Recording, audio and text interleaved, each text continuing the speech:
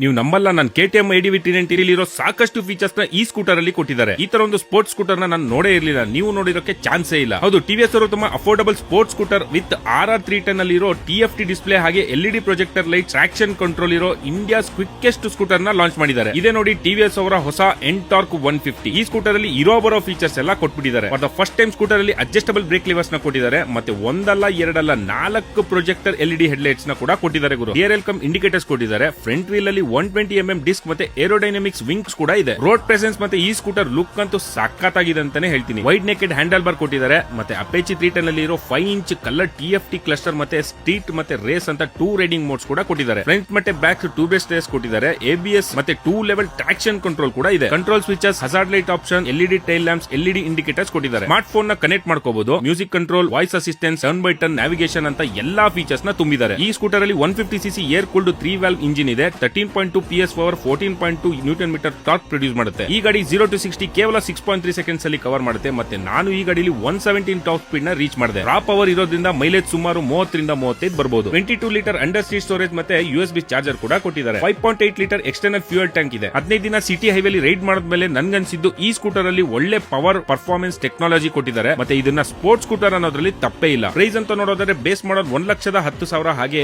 Top model 1,19,000 EX showroom price ಅಲ್ಲಿ ಬಿಟ್ಟಿದ್ದಾರೆ. ನಿಮ್ಗೆ ಹೇಗನಿಸ್ತು ಈ ಸ್ಪೋರ್ಟ್ಸ್ ಸ್ಕೂಟರ್ ಅಂತ ಕಮೆಂಟ್ ಸೆಕ್ಷನ್ ಅಲ್ಲಿ ತಿಳಿಸಿ.